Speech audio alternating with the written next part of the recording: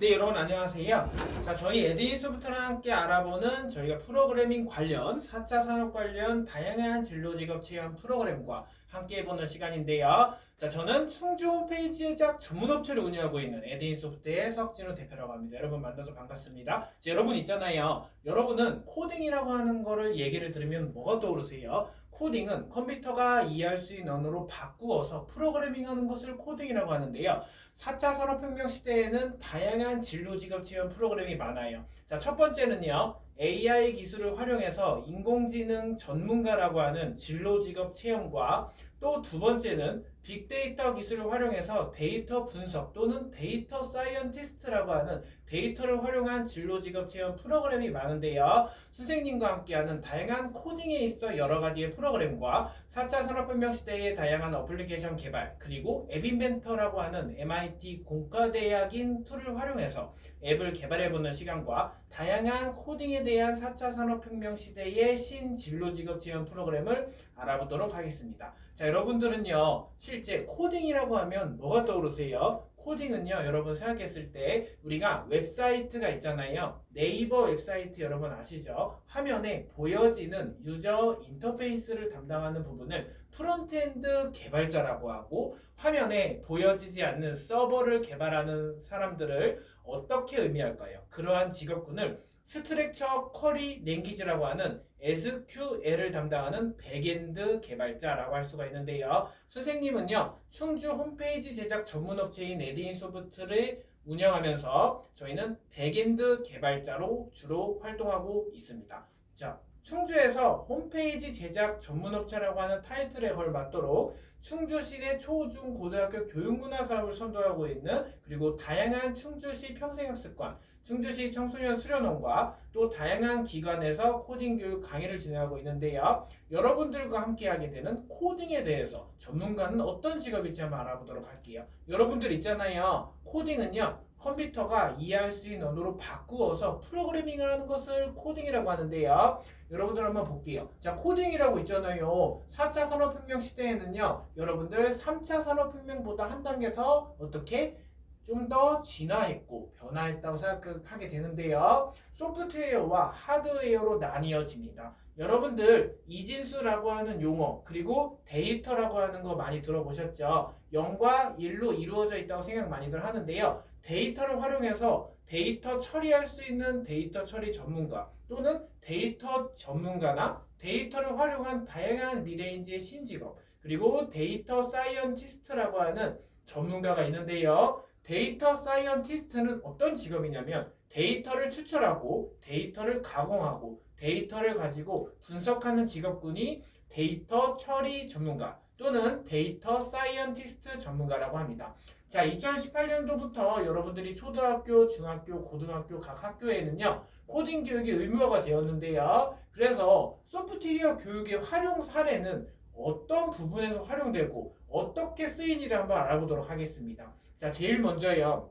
로봇을 움직이기 위해서 직접 사람이 코딩을 통해서 명령어를 작성하는 게 로봇 제어라고 하는데요. 여러분, 로봇 제어라고 해서 얘기가 나와서 말인데 로봇 공학 기술자라고 하는 직업이 있습니다. 로봇 공학 기술자라고 하는 직업을 한번 보면요. 로봇이라고 하는 것을 활용해서 로봇 키트를 이용해서 실제 AI 인공지능 전문가라고 하는 진로 직업 체험 전문가 프로그램에 맞게끔 AI 기술 물체를 감지하고 실제 인공지능으로 하이 빅스비 오늘 날씨는 어떠니? 아이폰의 시리 오늘 옷차림은 무엇을 입을까라고 하는 직접 AI 기술을 도입해서 로봇 공학 기술자라고 하는 직업을 여러분들이 한번 미래에 생각해서 꿈을 이뤄볼 수가 있는데요. 무인 주문기라고 하는 여러분들 햄버거를 먹으러 갈 패스트푸드에 가잖아요. 그러면 키오스크라고 하는 것이 있습니다. 그리고 엘리베이터라고 하는 거는 뭐냐면 아래에서 위로 올라가고 코딩이 적용된 덕분에 빠르게 이동되는 것을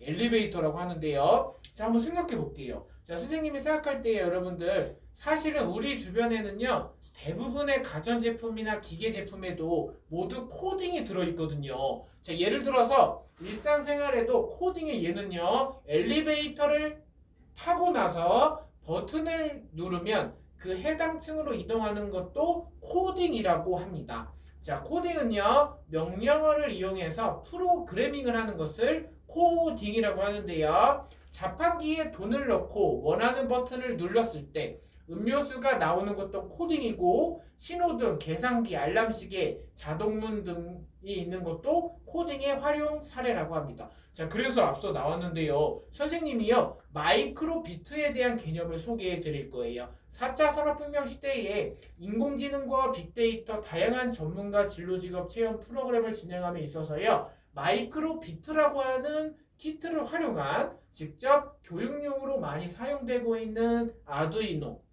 그리고 라즈베리파이, 교육용 보드인데요. 자체 나침반 센서나 온도 센서, 가속도 센서 등을 내장하고 있어서 스마트 기기와 연동될 수 있는 것을 마이크로 비트라고 합니다. 선생님이 현장 수업할 때 직접 구성품이 어떻게 생겼는지 보여드려요. 자, 지금 화면에 보이시잖아요. 여러분들 한번 보시게 되면요. 마이크로 비트라고 하는 것을 활용해서 학교 현장 수업에도 적용해 볼 수가 있는데요. 세이크 버튼을 딸깍 클릭해 볼게요. 자, 하나, 둘, 셋 클릭하면 가위바위보 중에서 무기 나왔죠. 그쵸? 그러면 가위가 나왔고요. 다시 딸깍하면 보가 나왔습니다. 보자기, 가위. 이렇게 해서 자, 마이크로 비트라고 하는 키트를 활용해서 가위바위보 게임을 만들어서 옆 친구와 같이 가위바위보를 직접 해볼 수 있는 이러한 시간인데요. 여러분들이 이러한 마이크로 비트를 활용해서 블록 프로그래밍을 적용해 볼 수가 있습니다. 자, 블록 프로그래밍은요, 그래픽 유저 인터페이스 기반의 GUI라고 하는데요. 텍스트 코딩은 뭘까요? 기본적으로 이렇게 자바스크립트 형식으로 변환을 했을 때 이런 것들을 텍스트 코딩이라고 합니다. 렛이 어떠한 의미고 if 조건식이 어떤 의미인지 가장 중요한데요. 여기서 문제 한번 내볼게요. 여러분들 자바스크립트를 지금 공부해 본 친구 많으시죠? 중학교 때 보면 엔트리와 스크래치, 엠블럭이라고 하는 블록 코딩을 많이 접해 보셨을 건데요. 여기 보시게 되면요. 손이라고 하는 게 변수를 의미하는 거예요. 자, 그래서 선생님이 이야기가 나와서 변수에 대한 개념을 설명을 해드릴게요. 변수는요, A는 1이라고 하잖아요. 좌항에 있는 A에 우항에 있는 1이라고 있는 데이터의 값을 대입을 하는 게 대입문이라고 하는 거거든요. 그게 바로 조건문의 조건식이다 라고 하는데요. 조건식은 if문이라고 하는 개념. 자, 그러면요, 파이썬에 대한 코드를 한번 볼게요. 자바스크립트랑 많이 달라요. 파이썬이라고 하는 코딩은요, 자, 파이썬에서 def라고 나와 있는 부분이 함수를 직접 선언한다 생각하시면 되는데요.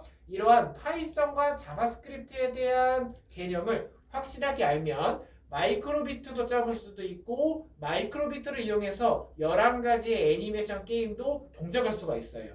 애니메이션이라고 하면 마이크로비트 하드웨어 알잖아요. 내장되어 있는 하드웨어에서 직접 여러분들이 소리를 출력한다거나 LED라고 해서 불빛이 반짝반짝이게 할 수도 있는데요. 한번 볼게요. 여러분들 마이크로비트가 구성품이 지금 하드웨어 시뮬레이션이잖아요. 시뮬레이터 프로그램이지만 이 하드웨어가 물리적으로 딱딱하다 생각할 수 있잖아요. 하드라고 생각을 하게 되는데 그건 원초적인 개념이잖아요. 자, 핸드폰이 있으면요. 이 스마트폰 안에 소프트웨어가 들어있는 게 우리가 기본적으로 카카오톡이나 배달의 민족 같은 어플리케이션 또는 윈도우에서는 워드, 엑셀, 파워포인트가 소프트웨어에 해당이 되는 건데요. 그러면요, 하드웨어라고 하는 부분은 하드처럼 물리적으로 딱딱하다 생각이 드는 하드의 연상을 되는데요. 직접 우리가 핸드폰이나 마우스처럼 이러한 키보드를 하드웨어라고 하잖아요. 그래서 선생님이 문제를 하나 드려볼게요. 여러분들 이 마이크로비트가 지금 동작이 되는데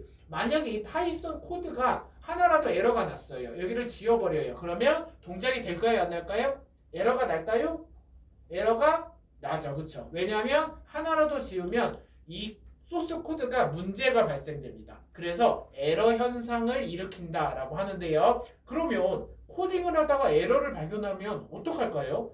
바로 개발자가 수정을 해야 돼요. 그렇죠? 자, 수정을 하려면 어떻게 해야 되는지 아나요? 하나하나 소스 코드를 보고 이해하는 게 중요한데요. 에러에 대한 얘기가 나와서 또 얘기를 들어봅니다. 자, 선생님이 지금 설명을 드릴 건데 여러분 궁금하실 거 많으시죠? 자, 프로그램을 일련의 과정에 따라서 흐름에 따라서 개발하는 과정을 순서도라고 하는데요. 플로우 차트라고 하는 것을 용어를 활용해서 순서도 있게 논리적으로 구조도를 형상화하는 것을 프로그래밍에서 순서도라고 합니다. 자, 여러분들이 보시게 되면요. 프로그래밍을 했을 때 나는 버스를 타고 학교에 갑니다 라고 하잖아요. 일련의 과정을, 일이 진행되는 과정을 순서도라고 하는데요. 이렇게 마이크로비트를 활용해서 직접 예제도 짜보고, 자, 아두이노라고 하는 부품에 대해서 설명을 드릴게요. 여러분들이요, 아두이노가 뭐냐면요, 스마트팜이라고 생각하시면 되는데요. 아두이노는 하드웨어의 단자예요. 그렇기 때문에 아두이노 부품을 활용해서 IoT 사물 인터넷 환경에서 스마트팜을 직접 재배하고 개발할 수가 있는데요. 여러분들 스마트팜이 뭔지 아나요? 여러분들 한번 보시게 되면 넓은 농장 아시죠? 농장에서 직접 스마트폰 하나로 여러분들이 어플을 하나 개발하잖아요. 그러면 어떠한 앱을 만드냐면 원격에서도 내가 사무실에 있고 그리고 실제 외근지에 있는 원격의 농장에 그러한 습도나 그러한 딸기를 자라는 환경 비닐하우스의 농장을 직접 버튼 한번 눌러서 온도를 습도 조절 온도를 올렸다가 내렸다 하는 것이 스마트팜이라고 하는 겁니다. 자, 쉽게 설명드려볼게요. 스마트폰 앱을 이용해서 직접 프로그래밍을 했을 때 이러한 앱으로 조절을 해서 이렇게 IoT 환경을 구축하는 것을 사물 인터넷이라고 하는데요. 이거를 선생님이 차근차근히 설명을 드리면서 앱을 개발하는 방법, MIT 공과대학 앱 인벤터 툴로 어플을 개발하는 방법을 다 설명을 드리겠습니다.